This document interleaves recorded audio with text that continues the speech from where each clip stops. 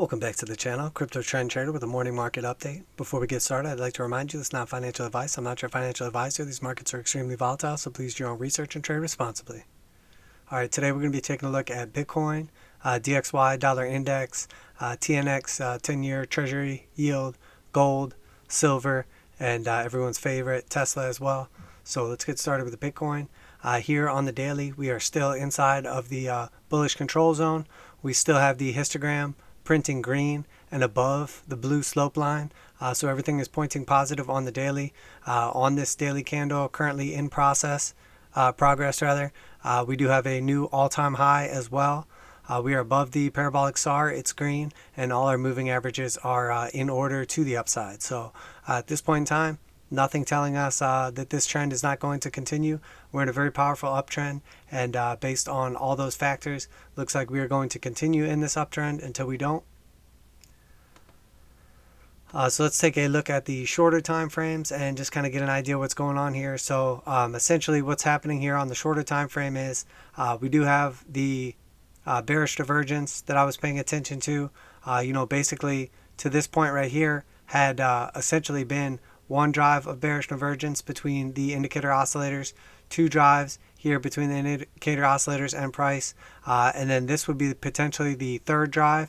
And then what I was looking at here was this potentially being a fourth drive coming up and failing to flip the slope. The slope's blue actually, but getting above the slope, and then it turning back red, which is actually what happened. But now we're paying attention because we've actually been able to take out this high right here. So essentially invalidating the bearish divergence between these 2 points right here, as we did make a higher high on both the price action and the oscillator. Does this mean that it's completely invalidated though? Not necessarily, because this could be essentially this little peak right here and this little peak right here can be essentially just part of this move right here. So we could still say there's bearish divergence between this point, and this point. So the thing that would actually invalidate this and look legitimate, and we spoke about this specifically in the last video, what would invalidate this actually would be if we were to come up here and take out potentially this peak or get back above this slope line. But you'll notice not only now is it flipped over red, but it's strengthening to the downside, which makes me a little bit skeptical on the price action currently. Also, if we pay attention to the 4-hour jewel thief as well, we did get the hard sell. We did put in like essentially 3 drives of bearish divergence, but then we're able to move up out of it. Now we do have a powerful knife to the upside, which a lot of times will end up signaling like the top of a move or the most powerful point of the move, followed by like a consolidation, floating up, or sell off. But what I'm paying attention to now is, are we going to get rejected right here at the bullish control zone? I'm confident saying that if we do get this blue back inside the bullish control zone, that we could get a nice powerful move in continuation. But if we get another situation like this where it sort of just floats up and then gets rejected, I think we're going to sell off and sell off violently. Does that mean it's going to end the uptrend? Not at all. But I think it's likely that we basically at least get a decent correction, back down to like the 50, 55, or possibly like the 89. We'll have to see how that plays out. But based on this one right here, this candle right here on the 4-hour, the high was 51,717. That's a new all-time high for Bitcoin. But the close was at 51,277, and then the open for the next candle was actually at 51,270. So technically, this is not a bearish engulfing candle. If this was to just close right now, it would not be classified as a bearish engulfing candle. But the fact that essentially what I like to look for is, in a powerful uptrend, you want to pay attention to when you start to take out the previous candle in front of its low, on a close typically. But if you see like a violent sell-off and then it gets bought back up, a lot of times it's like a rejection of lower prices, and then you'll get continuation. But that's always going to take place at the end of a trend. You have multiple greens in a row here, and then you get, the one red right here, and then you get another green that's lower, and then we take out the low of the candle in front of it, and then that's a little bit of a correction, nothing too serious. We move up here, we take out the low of the previous candle, and then we get another correction. Again, nothing too serious. We move up here, sell off a part of the candle, but nothing too serious, and then we take out the low of the candle in front of it. Again, nothing too serious, but a sell off. And then here, we're looking at the same situation possibly playing out. So what I'm paying attention to is, how does this 4-hour close? We still have about an hour and a half before that takes place. Price is still at 50,900. Nothing to get bearish on right now, but we could easily see, either this get bought back up and continuation to the upside, or, just sell back off down to 50,100, hit the 8 moving average, find support and get continuation. But depending on what happens here, we'll have to play it by ear. I think it's more likely, if we do come down to the 8, that we'll actually come down and touch the 21, which would be at 49,124. Again, wipes out over leveraged people. It would correspond with a potential rejection in this area right here. Basically the green coming back up, attempting to get back above the red slope line, getting rejected, and then again us getting rejected from the bullish control zone. So paying close attention to that. Again, you don't want to get overly bearish right now, but at this point in time, it does look like we are potentially topping out the trend short term. Now, what we were paying attention to from our previous video, and what we were specifically talking about, is we've been operating inside of essentially a couple of trends. So first we have the orange trend line that's been acting as support since way back here on January 27th, basically the end of January, beginning of February. This has been our uptrend line in orange here. We found one touch, two touch, we were able to draw the trend line then. We get a third touch, and then we break away from it. When we break away from it, we have one touch on this yellow line, two touches, and then we fail to hold support and then break above it, come back down, and we get a third touch for support. And then here we break to it again, fail to find support, come back, retest it as rejection, as resistance, and get rejected. So now that's no longer a valid support point right there. And then we've also established these red lines at the top here, which that's one resistance, two resistance, and then a third resistance. We get a fourth resistance right here, and then we get this basically like push up rejection, that's a strong rejection to me and looks bearish. Typically would symbolize like the top of a trend. We see a decent amount of volume come in, but overall we continue in the descending volume trend. We have high volume here on the breakout. We have slightly lower volume here at the bottom support area. We have slightly lower volume here at the bottom support area. We have slightly lower volume here, at that rejection. And then we're continuing slow volume. So essentially, I don't consider this to be a validated breakout yet. And typically, when we got this green candle came in here and breaks out to the upside, we would expect to see a big amount of volume come in, more volume and continuation come in that would validate this breakout. Now, there's two situations that could possibly happen right now. One, the bearish situation is this was a throw over to take out stop losses, and it sells back off, breaks back through our previous resistance that would potentially become support, and then essentially like sells off to lower prices, and we start coming down to retest either our previous support diagonals, like the orange one or the blue one right here, or potentially our Fibonacci levels, fib extensions from our previous highs. Or the bearish, or the bullish rather, version would be essentially we come down here, we touch the resistance, and then we find support at this little cluster of resistance points, which in this case we have the two red lines, we have this blue line here, and then we also have the purple line. So that would be a heavy support area to potentially come down, touch, and then find support. That's right at 50,000 also. So there's definitely a possibility that we come down, touch that, find support, and then we get continuation to the upside. And that's when the volume comes in. We flip this slope back over blue, get above it with the histogram. We go inside of the bullish control zone, and then get a powerful extension up to basically our measured move to the upside, which we had discussed in the previous video. The 1.618 would be our initial move up to 53,000, and then the measured move would be closer to 55,000. So again, we're paying attention to that, see how it plays out. I did enter a small short position here at basically like 51,500. Nothing serious. I'm not net short or anything like that. I just basically hedged my position so that if we do get a decent sell-off coming here, I can take profits into cash and then either buy support at the the resistance term support, the SR flip, or basically buy more spot, buy some alts and a confirmed breakout, whatever I decide to do. But I like to hedge my position and take profits. So and this second rejection here, I actually took it on the shorter time frame. On this first initial rejection, it just looked like on the shorter time frame we were going to get rejected, so I entered that position. And then obviously taking out the low on that candle is going to make me even more confident, so I may enter a larger position, but the margin here back to the downside is not that much, and I actually took a long off of the bottom of the channel right here, off of this Fibonacci support, like I discussed in the previous video, that if we did get a breakout to the upside, I would already be positioned on it. So basically just everything's going to plan. We're just playing it by ear and see how this plays out. Do we get a powerful sell-off right here? What happens with it? Or do we get our confirmed support in this area and then continuation to the upside? And then we will enter our trades accordingly, or close positions accordingly, etc. So next, I want to talk about the dollar index, DXY. It's doing exactly like we spoke of. We've been oscillating inside this channel for quite some time now. We basically topped out and started this channel off back in March of 2020. Been basically descending inside of this. We had a descending triangle right here, broke down through the bottom. When we broke down through the bottom, we started to form this channel. We were inside this channel for quite a while. I spoke about hitting the heart line right here and finding support off the top of the channel, giving us the energy to break out to the upside and then expecting a retest before continuation.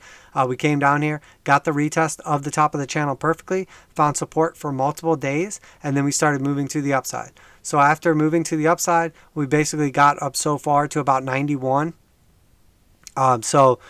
Definitely starting to look like a potential move is going to happen.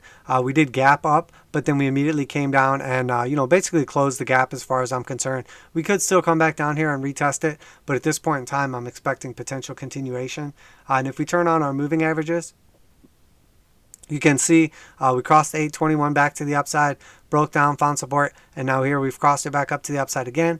We tagged our 89 moving average just like I discussed, which is where we were expecting the initial top out, got support at the top of the channel just like we discussed, and then our next target would be the 200 exponential, which is all the way up here at almost 93, or the 200 simple at about 93.50. So, and then obviously the measure move takes us up, much higher, potentially in this range with the 377 and 528, and then also the breakdown from our previous channel. I would expect somewhere closer to like 95 range. So, but let's see how that plays out. But so far everything is playing just to plan. And again, this is the daily DXY.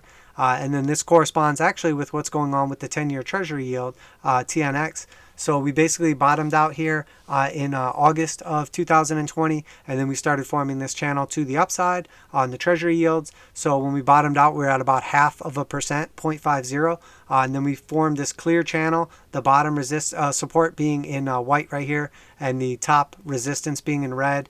And so we had one touch on the top, two touches on the top, we had two touches on the bottom, then became three touches on the bottom, four touches on the bottom, then we had a third touch on top, then we had five touches on the bottom, then we had a fourth touch on top, then we had six touches on the bottom, and now here we have gapped up above the 377 just like we expected, up to the 528 and the top of the channel once again. So as you can see, we are still operating inside this channel. The channel is moving to the upside, but what this is basically a bullish like bounce of an overall bearish trend. We're in an overall downtrend for a long period of time, and what's happening is we're in a bullish, basically like recovery phase before we would expect continuation to the downside. Now, if we break out of this channel, we can expect a powerful move to the upside and potential like change of trend, but we're very, very far from that happening. This is a multi-year trend that we've been inside of, and then we're only in like a multi-month like consolidation back to the upside. So exactly what we're expecting to happen right now, and we spoke about in the previous analysis of this, we came back up to the top of the channel, touch the top of the channel. We did gap up, so it's very likely we could actually get a powerful move back down and close that gap back down to 1.21. But when we gapped up here, we made it all the way up to 1.33%. The danger zone for the 10-year Treasury, in my opinion, and quite a few other people's as well, is about 1.5%. If we get up to 1.5%, depending on how long that takes, we can actually stay inside of the channel. So we could essentially just oscillate in here, sell back down, close the gap, consolidate towards the bottom. And then if we move back up here to our Fibonacci level, keep in mind we were talking about specifically, this was the 1.5 level topping out. We got above it, sold back down, got above it again, found support, gapped up. If we get up to essentially the 1.618, that's at 1.46. We could easily make it up to 1.5, still operate inside of the channel. But at that point in time, we're essentially entering danger zone where, this could potentially be representing or, corresponding with like a violent market sell-off. That can be commodities, it can be stocks, it can be crypto, but essentially it's basically like bearish overall for markets and would probably coincide or be in concert with a strengthening dollar. So once again, we're paying close attention to this. It's happening just like we spoke about, and it's playing out exactly as we expected. And if you're paying attention to semiconductor prices or the current chip shortages that are going on, once again, we are seeing that correspond specifically and perfectly. Tells me once again that there's a possibility that the market may be temporarily topping out, at least for a little bit. So next, let's go to gold. And again, gold is doing exactly what we spoke about. We were paying close attention once again to the channel that gold has been operating inside of. I've went through this quite a few times. We basically, found support here at that previous Fibonacci level. When we topped out the trend here at the new all-time high, exactly what I said happened. We came down to the 236. Came down to the 236, found support, and then we're unable to get back up to the previous high, but we did double top on this little micro move right here. We fake broke out of the channel and failed to get like the measured move of the break of the channel. So this would be like an overall bullish trend followed by a bearish consolidation, like a descending channel, and then typically a breakout to the upside would give us a measured move, and then a lot of times you'll see continuation of the overall trend, take out the all-time high. In this case, we basically got a throwover breakout from the channel, made our way to the 236. Now, after that breakout, we found support at the heart line, exactly like I said again, came back up to the top of the channel, could not get above it once, could not get above it twice, back down to the heart line, could not get above it a third time, resistance again, support flipped resistance, support flipped resistance, failed again, got rejected, and then we had the green line here on the bottom with 1-2 touches, came down to it. I was expecting at least a temporary support on that level. We closed at that level and then immediately started selling back off, and now we're retesting the bottom once again. So we had the double top right here, in the same sense that we're having a double bottom right here. So what are the two situations that could happen? Well, if you pay attention to this triangle pattern that we were putting in right here, the measure move of that triangle break would essentially be like down to the bottom of the channel once again. We are at the heart line. We are at the 236 as well. So this is a very high likelihood that we would find some support right here, oscillate around in this area. And then, if the trend continues or the micro trend inside of the macro uptrend continues, I would expect once again a breakdown past the heart line, past the 236, and a touch of the bottom of the channel, which is going to come in somewhere around the low 1700s. We are currently at 1784. 1784. I know everyone's extremely bullish on gold and whatnot, but the truth is I'm going by the technicals right now, and the technicals say that it's likely to continue selling off. We're basically now putting in a flat bottom support, so I would expect us to essentially eat at that support for a little bit here and then get a breakdown from it. We could possibly find support here and move back to the upside, and then we would just put our measured move from the breakout point and then potentially get continuation. Or what it looks more likely to happen right now, at least looking at the daily and price action in gold, it looks more likely that we're going to eat away at these buy orders, eat away at this support area, and then break down to the bottom of the channel and retest the low 1700s, but possibly even high 1600s. But again, I would expect us to operate inside this channel. Until we don't, there's no reason. We've been inside this channel. We're going to stay inside this channel until the one time we break out. It's possible we get a fake out like this, but even when a fake out happens or a failed breakout like that, once we're back inside the channel, again, I'm going to consider it valid until it isn't. Now, in the event that we do get a powerful sell-off and continuation down here, the 382 is going to take us down to 1600. Again, I don't want to get overly bearish on gold or anything, but this is a key level for me to buy gold at is 1600, and then the next would be our 0.5 of that entire move up. From our bottom to our top, the 0.5 is going to put us around like 1475, 1500. So basically it's like $100 increments at this point in time. If we break down from 1800, our next target is going to be down here at 1700 at the bottom of the channel. Our next target is going to be the Fibonacci level at 1600, and then our final target, or most likely target, is going to be 1500, and then it is possible we come down as low as the 618.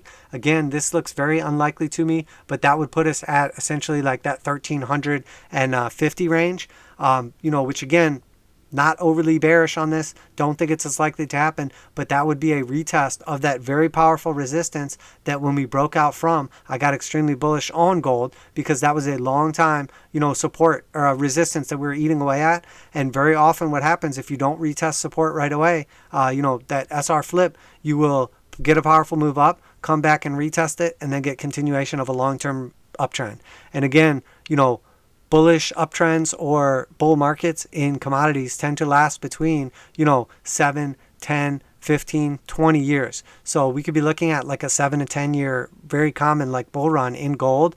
So it's not unrealistic to think that this, downward consolidation could take place over the next like few months or, however long it takes. But, realistically, it's definitely a possibility. But again, we want to continue to, in an overall uptrend, we want to continue to buy support and sell resistance in the same way that we would sell resistance in an overall downtrend. So, and then if we turn on again, I'm on the daily right here, but if we turn on our daily moving averages, we can kind of get a little closer picture here. But essentially what we were specifically talking about previously is, we crossed the 821 to the downside. We broke below the 200 moving average, simple right here, the 200 exponential right here. Both of them now basically have like a sideways slope. So they basically have lost their uptrend slope, their positive slope, and are essentially going sideways. If we do not break back above them very soon, like we did right here, we're going to lose the slope on these 200s.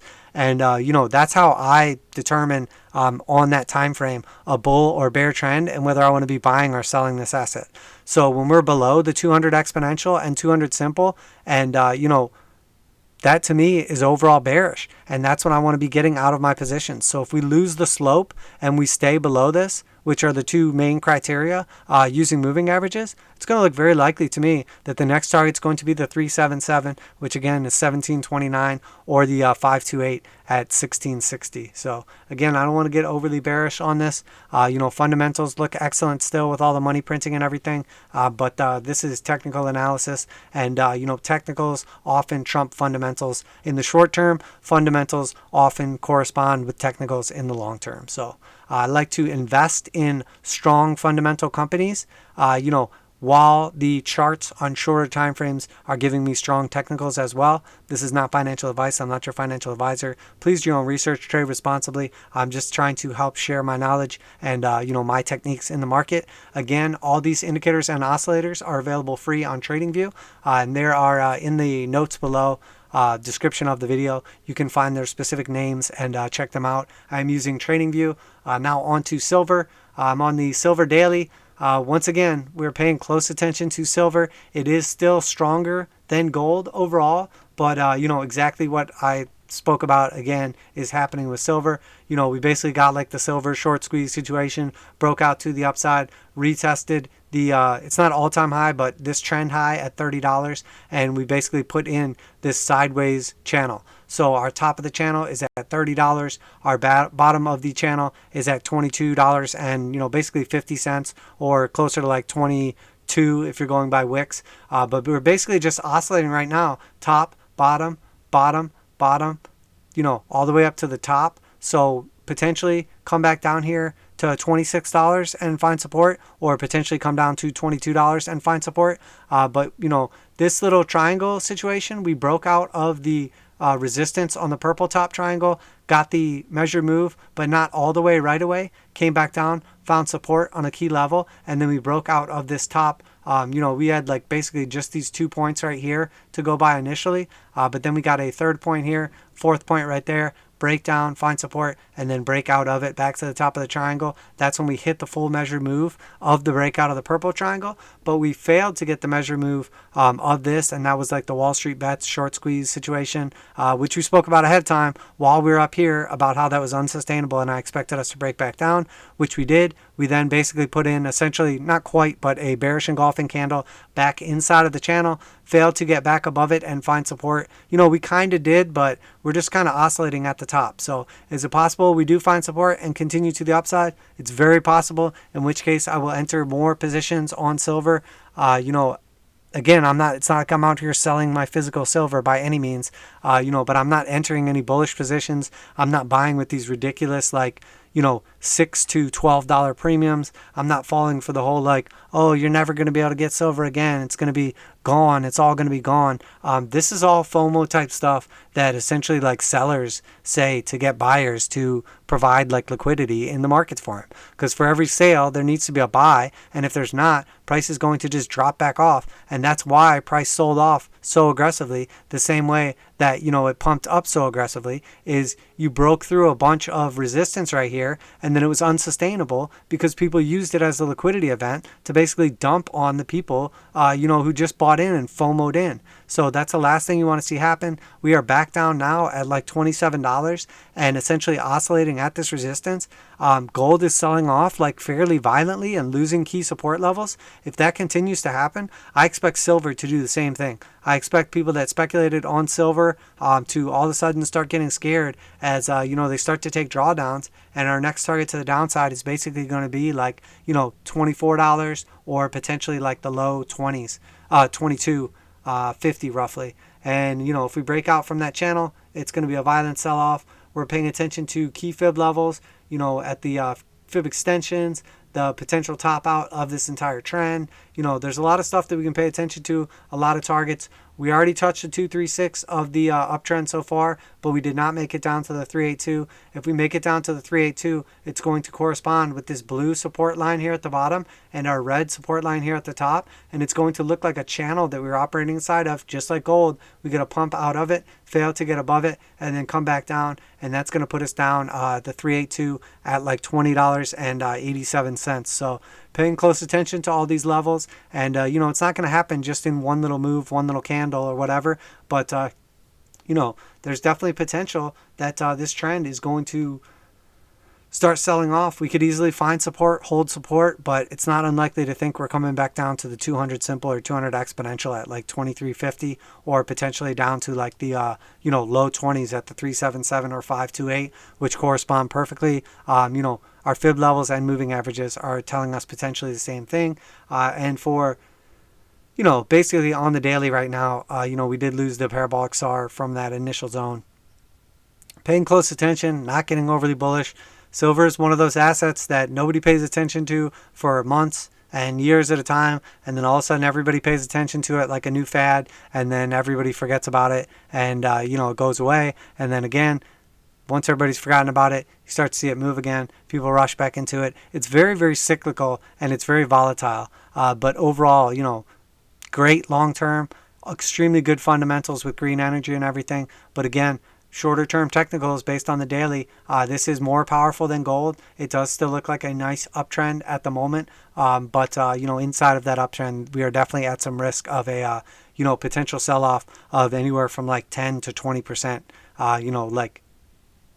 potentially in a short period of time. So don't want to get overly speculative on silver and FOMO into this, especially with essentially all-time high on quote unquote scarcity. But realistically, what is it? It's basically speculative FOMO coming in on physical, and basically has led to our spot premiums going through the roof. So we have all-time high premiums. So not only are you buying and then it potentially sells off and you're down on your actual position, but you're absolutely screwed on on the markup that you've paid because of everybody rushing into it, because it's going to be unaffordable and unobtainable soon. So that's it for right now. Overall, bullish on silver long term, looks better than gold, but gold is not looking great and silver tends to follow it. It is possible that we decouple from gold, at least for the short term, and start to increase this ratio even more between silver and gold and get more of like a copper type move or a palladium type move where we break away and start putting in all-time highs. But we are going to see that coming. It's not going to happen in minutes or overnight. You know, when it's all said and done, this is a nice like 20% pump up candle right here, but we still haven't taken out like the trend high of $30. And if we do, you know, we still have a long way till 50, which would be the all-time high, at which point in time, you know, things are going to start looking very bullish if we ever break, you know, above this like 30 zone. And we've set those targets out multiple times as well. So now let's take a look at Tesla. Tesla just opened up actually. We spoke about this once again. Looked like we were putting in a strong resistance right here when we topped out. One time we touched it here, 2 times, failed to get back to it a 3rd time, you know, at basically like $900. At which point in time we started to sell off, you know, found support first time at the 21, put in a lower high, starts looking very bearish on the daily, and then we broke down below the 21, put in a new trend low, and then, you know, it looked like we were going to get the 8 and 21 cross. I told you on this video right here exactly what I'm sorry, it was right here, I think, exactly what I was expecting to happen. You know, a sell-off and then a push back up to attempt to save the trend overall.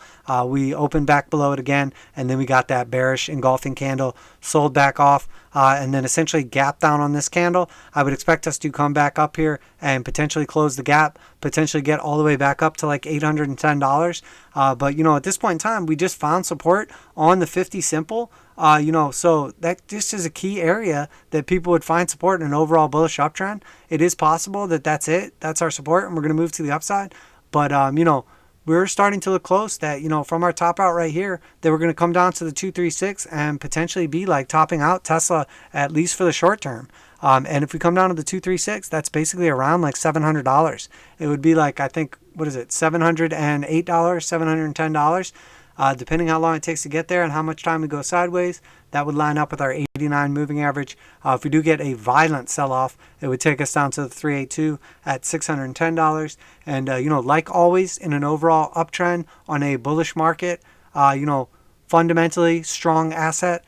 Is it in a bubble? Is it overpriced? Yes, I definitely think so. Not for the long term, but for the short term. But, you know, even selling off back down to the 236, I look at buying support as a, you know, overall good thing to do in an uptrend. Now we have to pay attention to the 821 and potentially this trend flipping to the downside, but we know for a fact that the 2 key levels we're going to see Tesla get strong support at is our simple moving averages, because that's what most of Wall Street uses, and then also our Fibonacci levels, which correspond to our like support and resistance. So the 236 is going to be a key support level where we could basically like finish out this little like bearish consolidation inside of an overall bullish uptrend. So, you know, that to me is a buying opportunity. $700 to $710 is a great buying opportunity in my opinion. Not financial advice, but, you know, from the top right here, from 900 down to 700 is a 20% sell-off. So, you know, people are up here thinking, oh, I wish I had more Tesla. Well, how about a 20% discount and then see what's up there? And again, you know, if we do get support right here, which I would expect at least short term, the same way I would expect short term support off of the 50, we need to pay attention. That's if we even get down there. We could find support here and flip this back over and get continuation, you know, but overall, what I would expect is a powerful move back up and an attempt to flip the 8 and 21 back over. You know, and then if we fail to, we'll start looking at longer time frames. You know, but essentially, like our 21 moving average is going to correspond overall with that 655 range. Depending how long it takes to get down there, though, this could easily be back up in the $700 range. But we are dangerously close to losing the 8 simple and potentially taking out our parabolic SAR here in green. So we do want to pay close attention to that.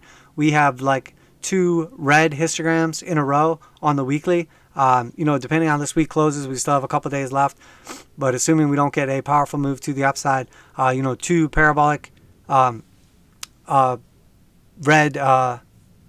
red histograms rather in a row and a break of the parabolic SAR on the weekly would tell me that we're either going to enter a nice bearish consolidation before continuation, or potentially be flipping this trend back over, at least in like the intermediate term.